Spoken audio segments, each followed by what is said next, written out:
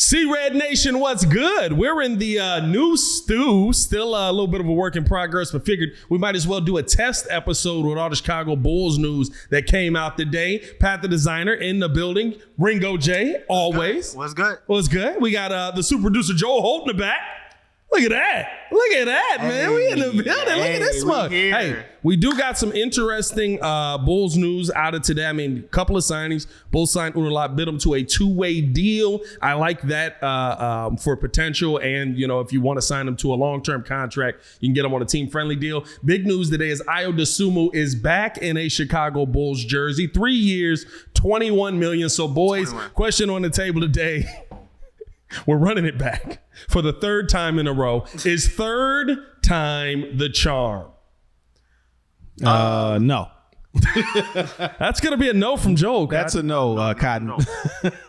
I said it before in a previous video. I'll say it again. I don't think that this team, I mean, it's cool to running back now, but I don't think this team lasts past the All-Star break. I think you're going to see major changes after the All-Star break. And then you have to look at it. I mean, right, even after Summer League, there were guys that, continued to make the roster. You talk about Bitim. Julian Phillips made the roster. Sanogo made the roster. I just look at it at the end of the day, if this team doesn't achieve anything up until the All-Star break, that's when I think you're going to see the question of, okay, well, we gave Billy the extension. When are we going? The mystery extension. The mystery extension. When are we going to let him sit here and develop these guys that are on the watcher, the P. Wills, the Ayos, the Kobe Whites? Because now you have Kobe White and Ayo in place. You gave Julian Phillips the deal, which was a very cheap deal. You got some kids on the roster that you can fully develop. So it's just gonna be a matter of time of when do they take that route. I think it just all goes to development. I'm not gonna lie to you. Like, listen, we're 4 years into this thing, and at the end of the day, we're still talking about what the heck is P. Will gonna be? What's Ayo Dosunmu gonna be? Is Kobe White gonna take that next step? Development is the biggest key to me.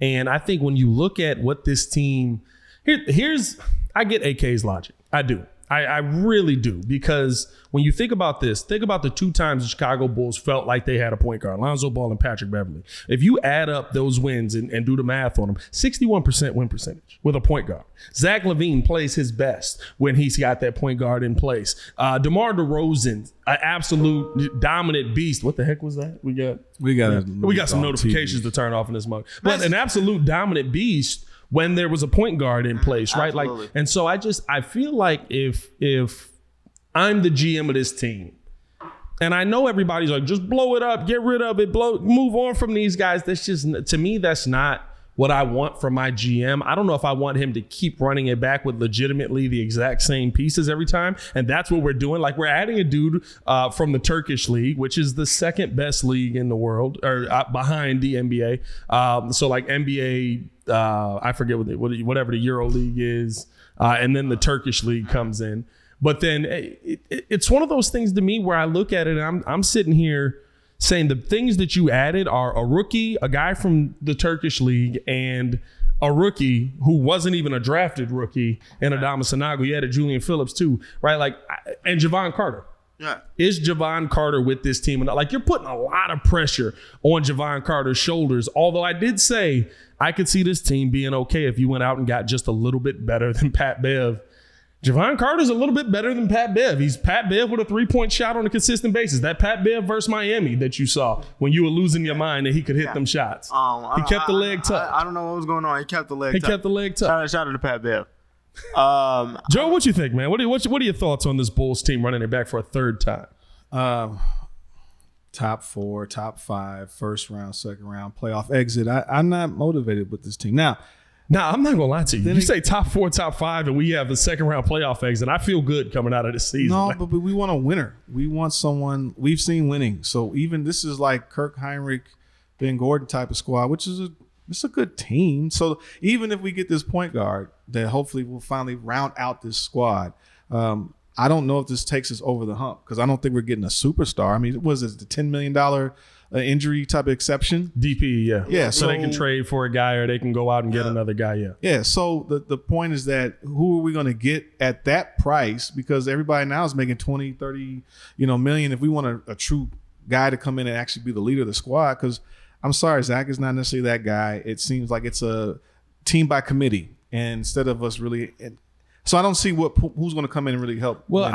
I think that's the thing, though, right? Like you think about that Bulls team that won with Derrick Rose and didn't win it all, right? But got to the next level, got to the next step, got to the next point where we were like, hey, they can go out here and compete for a championship. Mm-hmm. That team is the baby Bulls.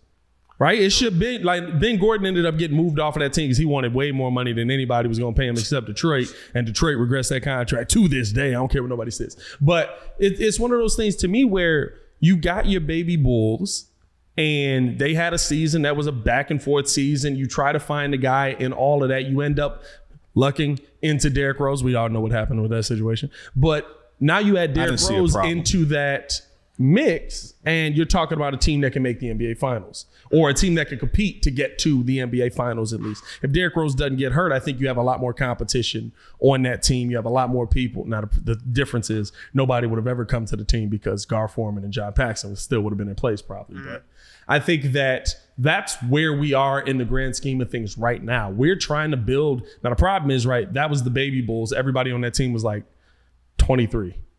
Right. This team is similar to that, except all our 23-year-olds are question marks. We got Ayo Dosunmu in here signed. I mean, I like bringing him back. I like hoping to see what he's going to be. But is he going to turn into Drew Holiday for real?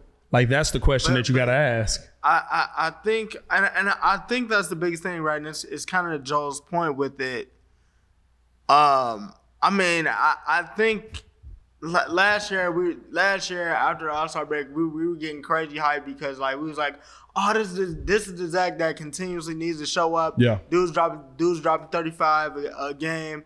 DeMar's taking less shots. Zach's just going. Vooch seems to be in the right spot. But now it's like this guys, especially at point guard room, is just all by committee. So it's legit well, I think you got a legit point now. Javon Carter's a legit point guard. I mean, he is. I'm not. Javon Carter's a legit point guard. He can't play nothing else but point guard. I actually like him coming out of college. I did. You wanted him on Miami. Yeah. Hey. You want everybody on Miami. That's how Ringo rolls. Hey, man.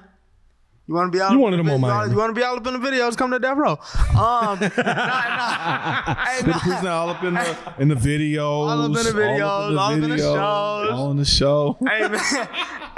But I mean, I just got questions about that point guard position. Now, honestly, did they do enough? And I think time will tell. But I'm not hype off of a second round exit because DeMar's getting older. You re-signed Vooch. You could have got something if you would have traded them away and paired somebody with Zach. Well, I think talk more to the mic too. I think the Bulls are in a similar situation to the Bears this year, where if the Bulls get a first round or second round exit, and that's because Patrick Williams develops, and that's because Kobe White is playing well, and that's because, right, like all of those different things that could play into it. I think that's a very different conversation than if DeMar DeRozan and Nikola Vucevic are a major part of the reason why you ended up winning. Now, Vooch may be so because you're still coming into, he's here, right? He's going to be a part of this Bulls team. He's here. I believe, what was his contract? 4-year contract? 3-year deal? 3-year deal. 3-year deal for Vooch. He's here for at least 2 more years. Yeah, including this one I'm saying, right? Like the 3rd year, you kind of might be able to move off of him, different things like that. But he's here for at least 2 more years. And so to me, it's like if you're going to make that kind of commitment, I'm okay with a second round exit if it's because Kobe White and P. Will are the reasons we're doing it. If it's because Ayo Dosunmu is defending really well and that's how we got there. It's because Onurlap Bitim came out. And I think when you look at his deal, right, like if he shows out and balls out and is able to be that 3-point shooter that the Bulls need, you feel very different about this season than if it's DeMar DeRozan or Zach LaVine, or well, Zach not so much. Zach you want, but DeMar DeRozan or just Nikola Vucevic being the reason that you go out and you're winning these games. But hey, we do want to know how you guys feel, man. Let us know in the comments below. Also, let us know how you guys feel about the new stew. Wanted to get more of a high quality video out to you guys because that first one, I mean, like, I was just trying to record when the news dropped. But hey, For Pat the Designer, we got Stefan the Don in the building, and of course the super producer in the back, Joel Holt. Y'all stay safe out there, Chicago. I don't know why I got smooth jazz in the evening on that one. That ended weird. That ended real weird, man. Y'all stay safe. Peace. Better than I've ever really felt.